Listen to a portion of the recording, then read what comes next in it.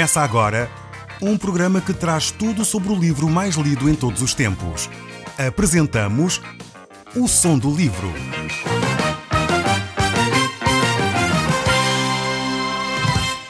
Seja muito bem-vindo. Neste podcast vai encontrar o livro mais conhecido e lido em todo o mundo.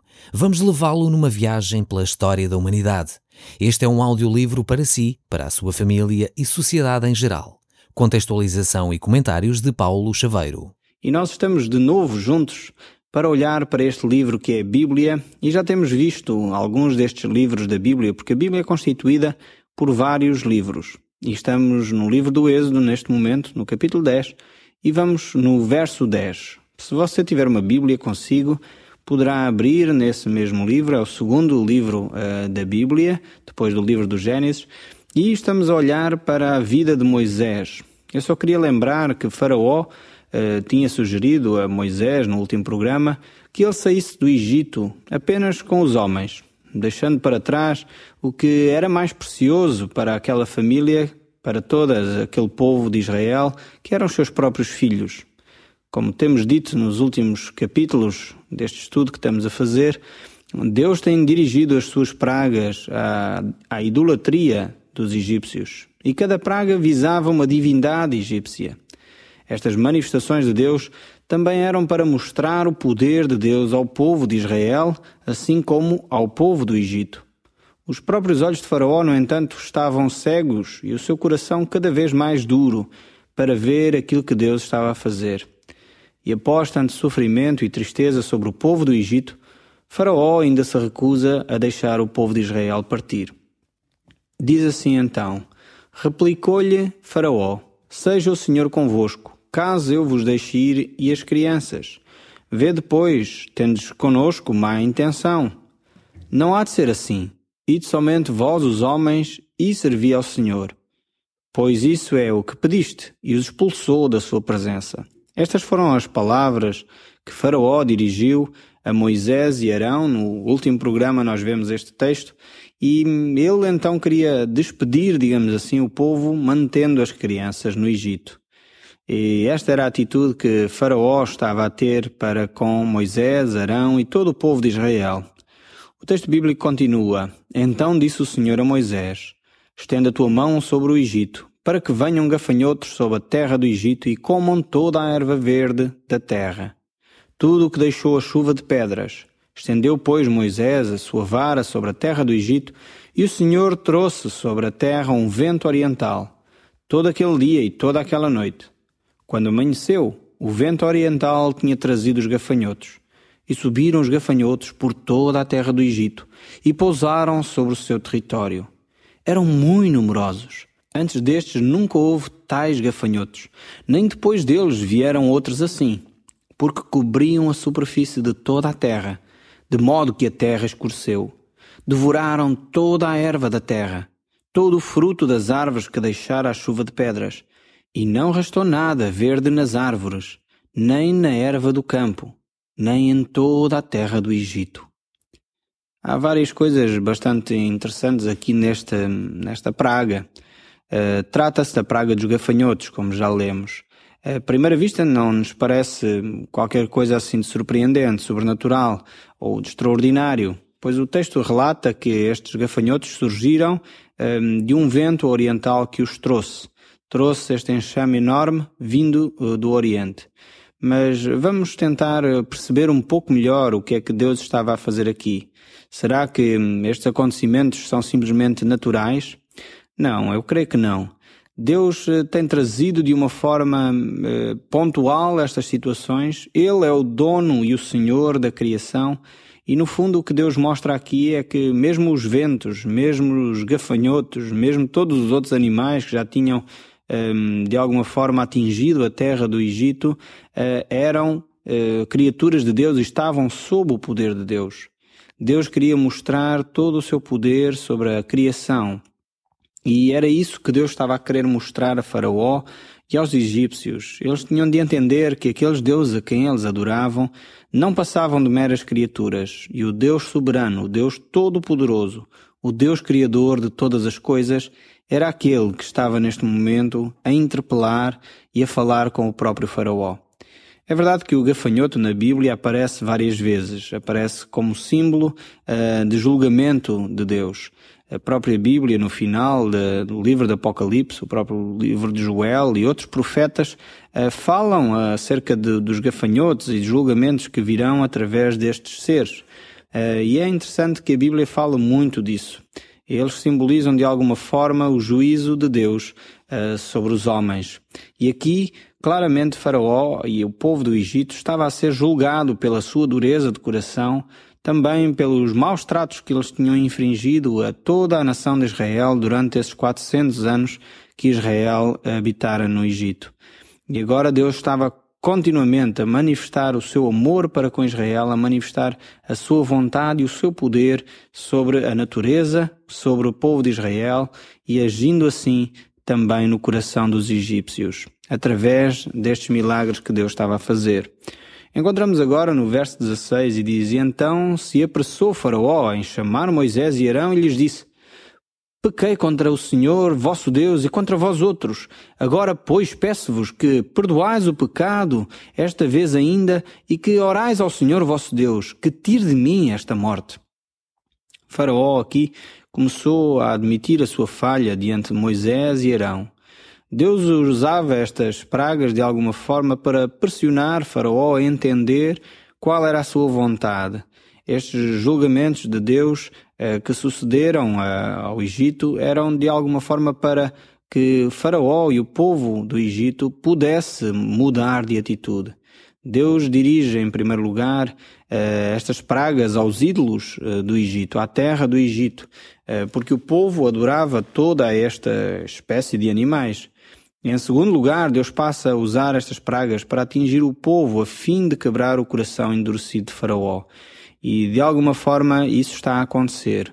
Mas ele chama Moisés, chama Arão para que ele possa orar por ele. E Moisés, tendo saído da presença de Faraó, orou ao Senhor. Então o Senhor fez soprar fortíssimo vento ocidental, o qual levantou os gafanhotos e os lançou no Mar Vermelho. Nem ainda um só gafanhoto restou no território do Egito. O Senhor, porém, endureceu o coração de Faraó, e este não deixou ir os filhos de Israel. No momento em que a praga é removida, Faraó muda o seu pensamento e volta à sua posição inicial, endurecendo o seu coração. Apesar de Deus ter tirado a praga sobre os egípcios e sobre Faraó, Faraó volta a insistir no seu plano de não deixar sair o povo de Israel. E Deus continua a forçar o coração de Faraó para que ele possa obedecer à sua vontade. Então diz Deus a Moisés: Estende a tua mão para o céu, e virão trevas sobre a terra do Egito, trevas que se possam apalpar. Já se imaginou num lugar em profunda escuridão? Imagine-se debaixo de um longo túnel, talvez do túnel que liga a França à Inglaterra, e de repente fica sem luz, inclusive sem as luzes talvez do seu próprio carro, e não consegue ver absolutamente nada, nem o fim nem o início desse túnel. Imagina-se então nesse meio da escuridão sem saber exatamente para onde se conduzir. É uma sensação de perda terrível, é uma sensação de desorientação total. E Deus agora trazia trevas à nação do Egito para eles, no fundo, verem a sua própria condição espiritual. E então estendeu Moisés a mão para o céu e houve trevas espessas sobre toda a terra do Egito por 3 dias. Não viram uns aos outros, e ninguém se levantou do seu lugar por 3 dias. Porém os filhos de Israel, todos tinham luz nas suas habitações. Este milagre aqui é extraordinário. Poderia eventualmente ser associado mais uma vez à ação de Deus sobre a natureza. Poderia ser uma tempestade de areia que de alguma forma cria um ambiente terrível em termos de escuridão quando essas tempestades acontecem. É possível que Deus tivesse usado essas tempestades, mas também é possível que simplesmente fossem trevas, ausência de sol. Facto é que o povo não se pôde mexer durante 3 dias. E isso é interessante. Moisés tinha pedido para sair ao deserto durante 3 dias, para adorar a Deus. Faraó não permitiu, pensando que isso iria causar que, no fundo, os israelitas iriam parar de trabalhar e se prejudicaria certamente a economia do país. Mas agora estas pragas que estavam a acontecer aos egípcios já tinham feito o povo parar de trabalhar durante muito tempo. E agora as trevas estão diante deles durante 3 dias. E ninguém pode mexer, ninguém pode trabalhar, nem uns aos outros se poderiam ver por causa da densidade das trevas. De alguma forma, Faraó, se tivesse acedido em primeiro lugar ao pedido que Deus havia feito, neste momento certamente não teria tanto prejuízo na sua terra. E isto deixa-nos refletir seriamente sobre a nossa vida. Quando nós muitas vezes pensamos que, se eu gastar o meu tempo a ler a Bíblia, isso vai-me fazer falta para isto ou aquilo. Se eu gastar o meu tempo indo à igreja, isso vai-me fazer falta para fazer isto ou aquilo. E na realidade, muitas vezes trabalhamos, e aquilo que nós produzimos não foi nada. Pode-se perder num instante. E há pouco tempo estava a falar com uma jovem exatamente que tinha vivido esta experiência. Tinha estado a trabalhar o dia inteiro e no final do dia houve um problema informático e todo o trabalho que ela tinha produzido perdeu-se. Eu próprio já tive essa experiência de às vezes estar a trabalhar o dia inteiro e chegar no final do dia, os documentos produzidos desapareceram simplesmente do computador e é uma frustração tremenda. E muitas vezes nós gastamos esse tempo a trabalhar, a pensar que estamos a produzir alguma coisa, não dedicamos o nosso tempo à oração, a buscar a Deus e na realidade chegamos ao fim do dia sem nada daquilo que pensávamos ter produzido. Porquê? Porque simplesmente não buscamos as coisas certas. E é necessário que nós busquemos aquilo que é correto, procuremos em primeiro lugar a Deus, porque o resto Deus nos irá acrescentar. Isso é o que a Bíblia nos diz no Evangelho de São Mateus. Agora voltando aqui ao nosso texto bíblico, no verso 24, Faraó chamou Moisés, ficando preocupado com esta situação, e lhe disse: Ide, servi ao Senhor, fique somente os vossos rebanhos e o vosso gado. As vossas crianças irão também convosco. Agora Faraó cede mais um pouco e permite que as crianças saiam também, mas diz, bem, as crianças podem ir, mas o rebanho fica. Então Faraó continua a intervir, digamos assim, nos planos de Deus para o seu povo. Ele acha que pode, de alguma forma, limitar aquilo que o povo de Israel deveria fazer. É estranho esta proposta de Faraó. Por um lado ele diz, podem levar as crianças, por outro lado ele diz, aquilo que é essencial para vocês cultuarem a Deus fica aqui no Egito e não vão sair convosco. Talvez você saiba que o culto que os israelitas davam a Deus era através de sacrifícios de animais. Então, de alguma forma, ele estava a dizer, não podem levar aquilo que é essencial para o vosso culto. E impedia assim o povo de adorar a Deus. Mesmo indo ao deserto, eles iriam sem nada. Deixariam todo o seu património, todo aquilo que era essencial para eles adorarem a Deus, deixariam no Egito. Então era inútil a saída deles. Na realidade, esta proposta, mais uma vez, não serve para nada. E por isso Moisés vai responder, também tu nos tens de dar nas nossas mãos sacrifícios de holocaustos que oferecemos ao Senhor nosso Deus, e também os nossos rebanhos irão conosco.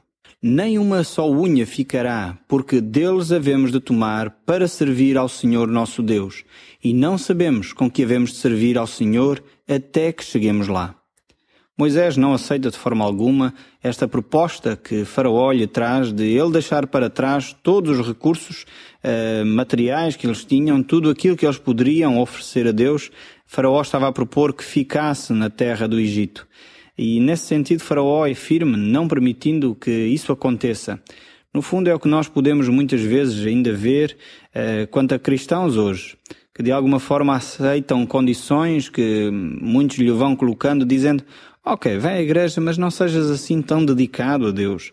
Não sejas uma pessoa que de facto tem essa intimidade com Deus, mas para quê? Podes ser um cristão sem que na realidade tenhas esse compromisso tão sério. Basicamente era isto que Faraó estava a propor a Moisés, que eles poderiam até ir para o deserto, mas não valeria a pena eles levarem aquilo que era essencial para eles adorarem a Deus. E eu deixo consigo esta reflexão. Talvez você é daqueles cristãos que aceita esta proposta de muitas pessoas. Digamos assim, vivendo a sua vida cristã, deixando que coisas fundamentais como a oração, a Bíblia, o estar com os irmãos, o viver em comunidade, seja essencial para si. Talvez você é um daqueles cristãos que se diz nominal e na realidade está a aceitar esta proposta que Faraó está a fazer aqui. É talvez a altura de reagir como Moisés, ficando firme naquilo que é fundamental para a nossa espiritualidade, para a nossa vida e intimidade com Deus. E o verso 27 prossegue dizendo: O Senhor, porém, endureceu o coração a Faraó, e este não quis deixá-los ir. Disse, pois, Faraó a Moisés: Retira-te de mim e guarda-te, que não mais veja o meu rosto, porque no dia em que vires o meu rosto, morrerás. Respondeu-lhe Moisés: Bem disseste, nunca mais tornarei eu a ver o teu rosto. Os israelitas vão agora começar a preparar as coisas para sair do Egito. Deus está a conduzir, digamos assim, o seu povo para que ele saia em breve da terra do Egito, saia em breve da escravidão. E nesse sentido chegamos então ao capítulo 11 do livro do Êxodo, verso 1, onde diz o Senhor a Moisés: Ainda mais uma praga trarei sobre Faraó e sobre o Egito. Então vos deixará ir daqui. Quando vos deixar, é certo que vos expulsará também. Fala agora aos ouvidos do povo que todo o homem peça ao seu vizinho e toda a mulher à sua vizinha objetos de prata e de ouro. É necessário explicar que o povo de Israel, nas vésperas de sair do Egito, é orientado por Deus para pedir objetos de prata e de ouro ao povo egípcio. Mas por que é que Deus pede isto? Qual a justificação? Será isto de facto justo? Eu creio que sim. É necessário lembrarmos que o povo de Israel, já há muitas décadas, talvez alguns séculos até, que era um povo escravizado, maltratado pelos egípcios, do qual não recebia um justo salário pelo trabalho que desempenhavam. Eles eram considerados escravos. E Deus, de alguma forma, através desta ordem que dá ao povo de Israel, procura repor alguma justiça nos factos. Tenta que o povo de Israel, de alguma forma, seja compensado pelos prejuízos que obteve ao longo destes anos de escravidão. Talvez estão lembrados da atitude que os egípcios tiveram logo no início deste livro do Êxodo, quando o Faraó mandou matar todas as crianças de Israel. Certamente estão lembrados desse episódio. Deus agora vai intervir de uma forma a equilibrar, digamos assim, as coisas. Muitas vezes nós dizemos que determinada situação é injusta e queremos justiça. Mas quando a justiça chega, muitas vezes reclamamos que a justiça está a ser feita. E no fundo é aquilo que está a acontecer agora aqui aos egípcios. Deus está a repor a justiça, está a pôr as coisas no seu devido sítio. E por essa razão é necessário intervenção divina, é necessário uma intervenção justa, uma intervenção séria, para que as coisas fiquem no seu devido lugar. A tirania do povo do Egito vai terminar, quer eles queiram, quer não, por causa da intervenção de Deus. Deus é um Deus justo e não permite que a injustiça dure para sempre. Por isso Deus vai fazer justiça ao seu povo. E então ele diz ao povo de Israel para poderem começar a pedir aos seus vizinhos ouro e prata. No fundo é o pagamento daquilo que eles deveriam ter dado ao longo destes anos de escravidão. E Deus então manda que o povo faça dessa forma. E no verso 3 vemos o seguinte: E o Senhor fez que o seu povo encontrasse favor da parte dos egípcios. Também o homem Moisés era muito famoso na terra do Egito, aos olhos dos oficiais de Faraó e aos olhos do povo. Moisés disse: Assim diz o Senhor: Cerca da meia-noite passarei pelo meio do Egito, e todo o primogênito na terra do Egito morrerá, desde o primogênito de Faraó, que se assenta no seu trono, até o primogênito da serva, que está junto a Mó, e todo o primogênito dos animais. Haverá grande clamor em toda a terra do Egito, qual nunca houve, nem haverá jamais. Porém, contra nenhum dos filhos de Israel, desde os homens até os animais, nem ainda cão rosnará, para que saibam que o Senhor fez distinção entre os egípcios e os israelitas. Então todos esses teus oficiais descerão a mim e se inclinarão perante mim, dizendo: Sai tu e todo o povo que te segue, e depois disto saireis. E ardendo em ira, se retirou da presença de Faraó. Então disse o Senhor a Moisés: Faraó não vos ouvirá, para que as minhas maravilhas se multipliquem na terra do Egito.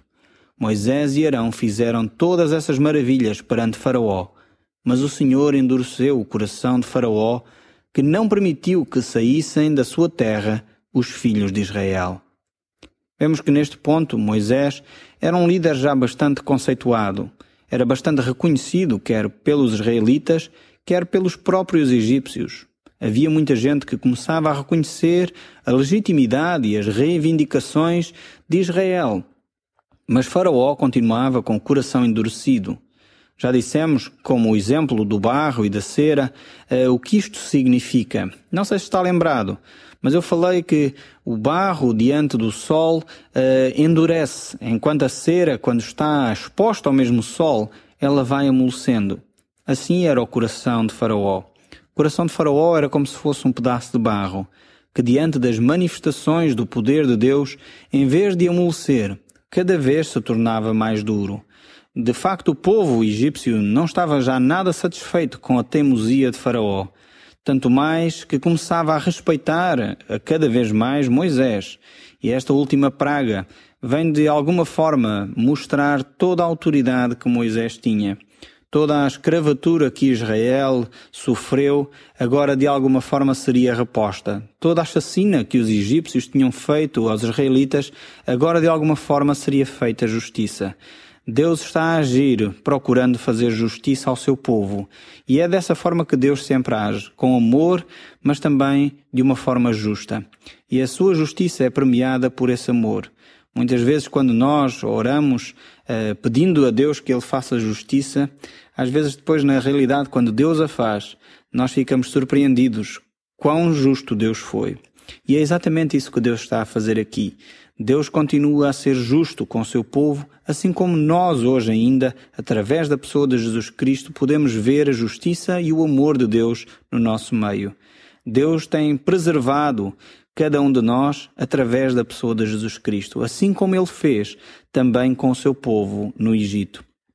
Mas nós iremos ver no próximo programa a grande manifestação do poder de Deus. O Som do Livro, uma produção da Rádio Transmundial de Portugal.